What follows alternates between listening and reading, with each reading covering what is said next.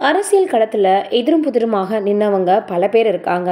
ஆனால் மறைந்த முதல்வர் ஜெயலலிதா அவர்களும் கலைஞரும் போல ஒருவரை ஒருவர் எதிர்த்தவர்கள் அரசியல் வரலாற்றில் வேற யாரும் கிடையாது, எங்கும் கிடையாது. எம்ஜிஆருக்கு பிறகு தமிழக அரசியலில் ஏற்பட்ட மிகப்பெரிய ஆளுமைகள் இருவரும்.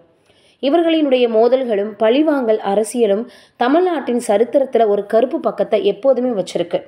அப்படிதான் எல்லோரும் இப்போ வரைக்கும் பேசி வராங்க.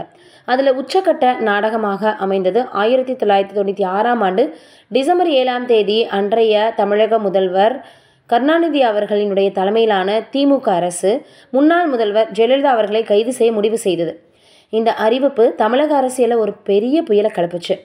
1991லேருந்து 96 வரைக்கும் ஜெயலலிதா அவர்களுடைய ஆட்சி காலத்தில் பல்வேறு ஊழல்கள் புகார்கள் வந்துச்சு. அதில் மிகவும் பேசப்பட்டுச்சு.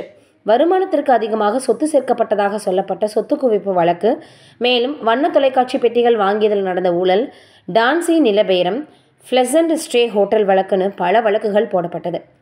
இதில் அப்போ இருந்த ஆளும் கட்சி இந்த விஷயம் என்ன இருக்குன்னா புகார்கள் மீது நடவடிக்கை எடுக்கணும் முடிவெடுத்தாங்க, எதிர்பார்க்கவும் பட்டது. இந்த அறிவிப்பு தமிழக அரசியலில் ஒரு புயலை கிளப்பி இருந்துச்சு. சென்னை போயஸ் தோட்டத்தில் இருக்கக்கூடிய ஜெயலலிதா அவர்களினுடைய வீடு ஆயுதப்படை போலீசாரால் சுற்றி வளைக்கப்பட்டது. அதிமுக தொண்டர்கள் ஆயிரக்கணக்கில் திரண்டு கோஷமிட்டாங்க. ஆனால் காவல்துறையினர் அவர்களை சாலையிலேயே தடுத்து நிறுத்திட்டாங்க. ஜெயலலிதா அவர்களினுடைய வீட்டுக்குள் நுழைந்த போலீஸ் அதிகாரிகள் கைது வாரண்ட்டை காண்பிச்சாங்க. அப்போது ஜெயலலிதா அவர்கள் வீட்டில் இல்லை, பூஜை செய்து கொண்டிருப்பதாக காவல்துறைக்கு தகவல் தெரிவிக்கப்பட்டுச்சு. காவல்துறை பொறுமையாக காத்திருந்தது. கிட்டத்தட்ட 3 மணி நேரத்துக்கு பிறகு ஜெயலலிதா அவர்கள் வெளியில் வந்தாங்க. செய்தியாளர்களை பார்த்தவங்க இது அரசியல் பழிவாங்கும் நடவடிக்கைன்னு சொல்லிட்டு தொண்டர்களுக்கு கையசிச்சுட்டு காவல் வாகனத்தில் ஏறிட்டாங்க. ஜெயலலிதா அவர்கள் கைது செய்யப்பட்டதுமே அவர் சென்னை மத்திய சிறையில் அடைக்கப்பட்டார். அவருக்கு கைதி எண் 25, 29 வழங்கப்பட்டதாம்.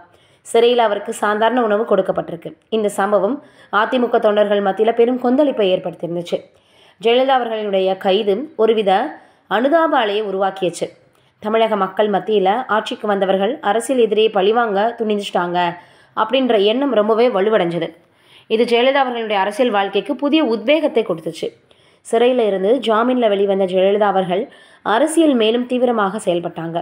இந்த கைது அவருக்கு ஒருவித வீர பிம்பத்தை உருவாக்குச்சு.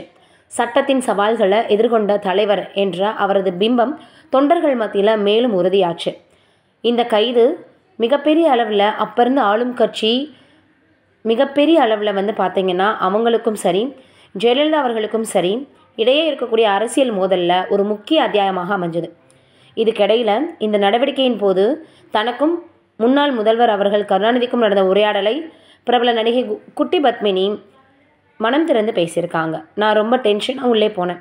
அவர் என்கிட்ட பேச ஆரம்பிக்கிறதுக்குள்ளே நானே பேசிட்டேன். என்ன பண்ணி வச்சுருக்கீங்க? நான் சின்ன வயசுல இருந்து அவங்களும் நடிச்சிருக்கேன், அவங்கள நான் பார்த்துருக்குறேன். அவங்கள அரெஸ்ட் பண்ணும்போது எனக்கு உணர்ச்சி வசப்பட்டு பேசாமல் இருக்க முடியல. உடனே அவர் இரு நீ என்ன பேசுகிற, எதுக்கு பேசுகிறேன்னு கேட்டார். அப்போது தான் எனக்கு நான் வர வேண்டிய இடத்துக்கு தான் வந்திருக்கேன்னு புரிஞ்சது. அப்புறம் நான் சொன்னேன், நீ வேற, அவள் ஒரு ஃபோன் பண்ணியிருந்தா நான் அப்போதே அந்த கேஸை வாபஸ் வாங்கியிருப்பேன் அப்படின்னு சொன்னார். எனக்கு இப்போ நினச்சா கூட புல்லரிக்குது. அவருக்கு எவ்வளவு பெரிய மனசு இருந்திருக்குது. ஆனால் ஜெயலலிதா அவர்கள் ஈகோ அந்த நேரத்தில் தடுத்திருக்குன்னு குட்டி பத்மினி இப்போ சொல்லியிருக்காங்க.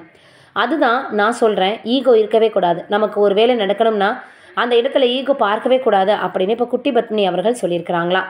இப்போ அவங்க இந்த விஷயத்த ரொம்ப ஓப்பனாக பேசியிருக்கிறது மிகப்பெரிய அளவில் இன்னமுமே எப்படி அந்த 2 ஆளுமைகள் தமிழகத்தை ஆண்டாங்க, என்னென்ன பிரச்சனைகளை கடந்து வந்தாங்கன்றது மிகப்பெரிய அளவில் எல்லோராலையுமே ஆச்சரியமாக பார்க்கப்பட்டு வந்துட்டுருக்கு.